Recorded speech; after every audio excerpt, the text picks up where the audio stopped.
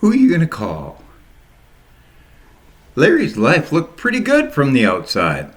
A nice house in the suburbs, a wife who loved him, 2 sons, one with enough baseball talent to have college scouts show up at his games, a solid church home, and a sales career that was clicking along nicely, till about a year ago, that is. That's when Larry decided to end his 10-year run with a local contractor and take a job selling for one of their biggest suppliers. It was a sweet deal on the surface. They were big enough in the residential market, but they wanted to expand into the more commercial work, like strip malls, office buildings, and condo complexes that were springing up everywhere. There would be risks on both sides, of course. For the wholesaler, they'd be pumping resources into this new effort that may or may not pay off. For Larry, he'd be leaving a pretty secure position for one that offered less pay up front, but the promise of much more if it took off. In the meantime, their savings would have to make up the difference. But both sides weighed the risks and decided it would be well worth the effort.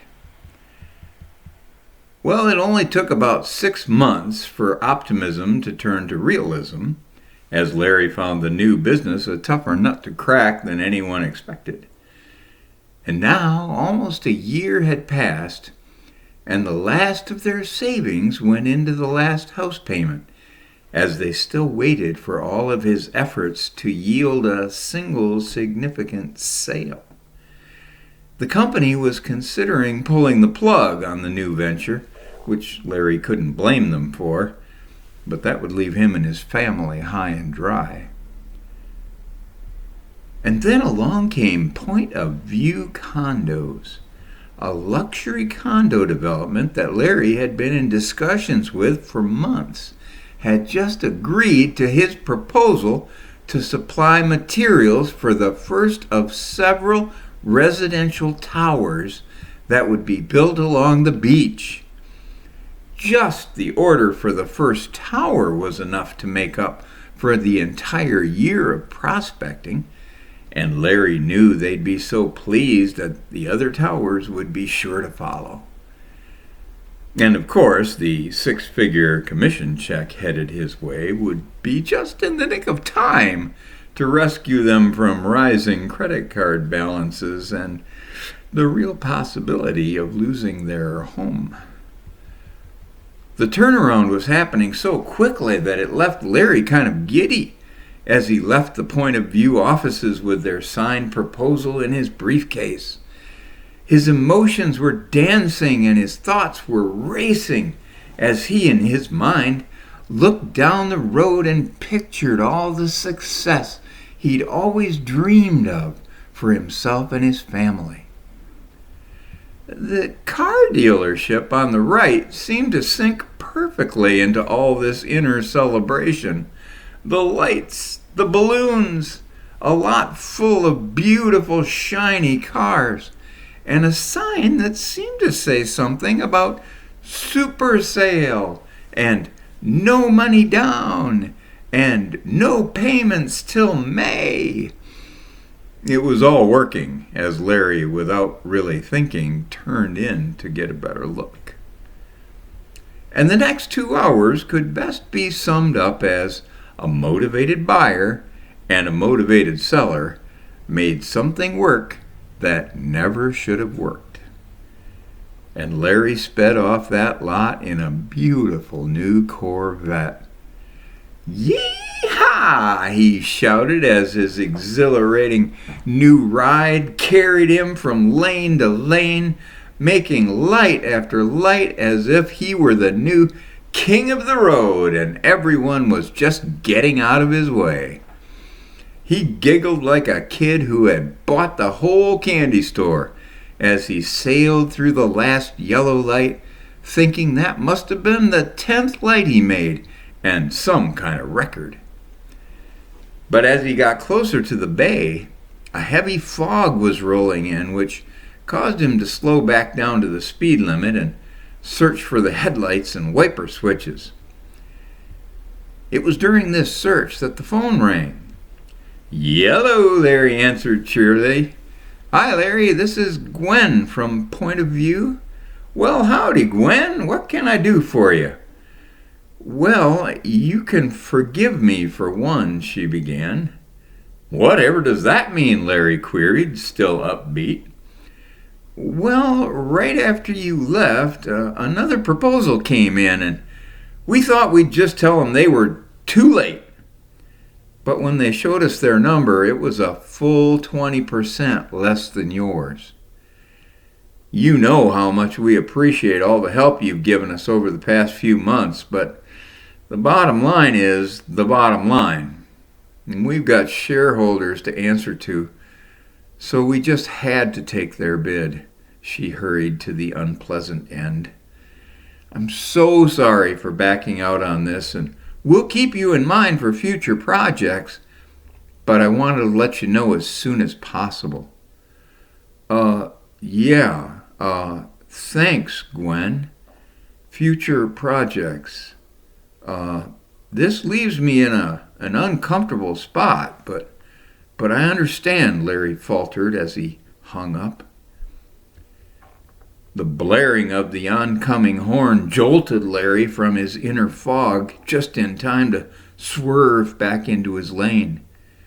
He finally got the headlights on, but noticed the car wasn't running perfectly and was actually slowing down on its own. Well, that was the least of his concerns as he managed to make one more light. This one seemed to even have a shadow or something coming down, but the fog was too thick to know for sure. The darkness outside quickly came into his mind as he struggled to make sense of what happened. Did it just happen? Did the bottom just fall out of his world? He gasped to catch his breath as his thoughts spiraled downward into a blackness he'd never known. His foot was to the floor just to keep moving forward, but what should have produced 150 miles an hour could barely produce 2, till it finally just conked out completely. Well, the car would have to go back, obviously. But how would he even pay the possibly $20,000 or $30,000 difference between the sell price and the take-it-back price? And the house payment and the credit cards, all looming like a huge chain around his neck. His arm began to tingle, picking the worst time to remind him that his doc told him to avoid stress, that he was in real danger of a serious heart problem. And he could just feel it all coming on. Shortness of breath, chest pain, tingling arm, sweats. Jesus, Jesus, Jesus, he cried out in a weak voice of a man without hope.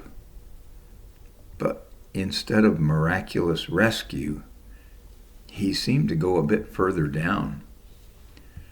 Please help me, Jesus, he continued to cry out. I don't have anywhere else to go.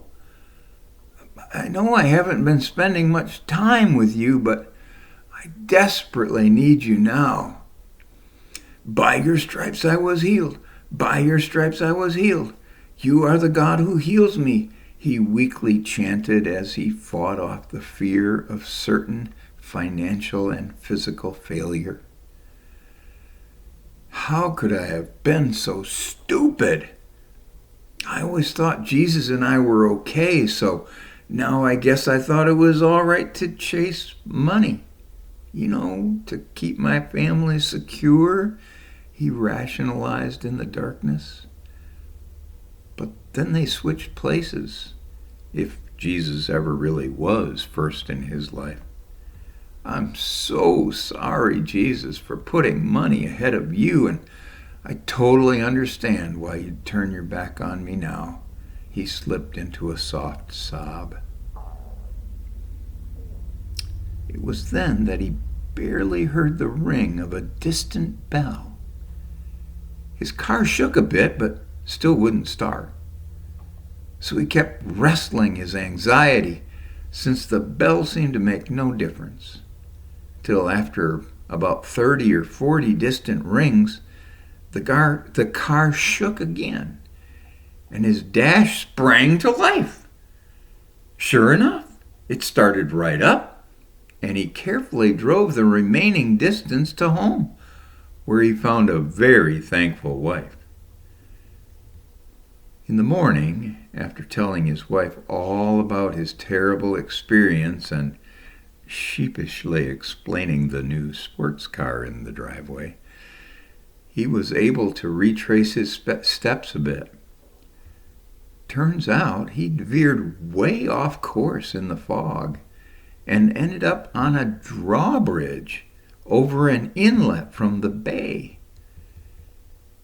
And as near as he could figure, he'd driven right to the edge of the rising grid.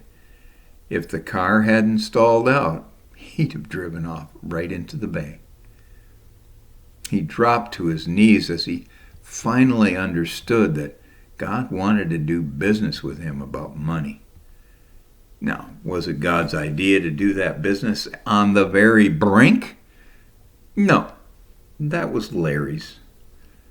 But God showed up for that life-changing meeting, and Larry's life would never be the same.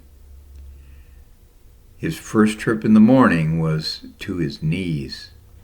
He connected with Jesus and actually began to act like a new creation. Next, back to the dealership to work out the least painful trade for something a lot less midlife crisis-y and a lot better for tailgating at a college baseball game. Oh, it cost him, but he knew it had to happen, especially after getting a phone call back from Gwen at Point of View. It seems the new proposal guys didn't have a very dependable supply chain, so she almost begged him to honor their first agreement and anxiously signed back up. And now, when he isn't being a good husband and a good dad, you can find Larry almost pushing his way into places where he can tell his story. The story of the big engine that couldn't. Thank God.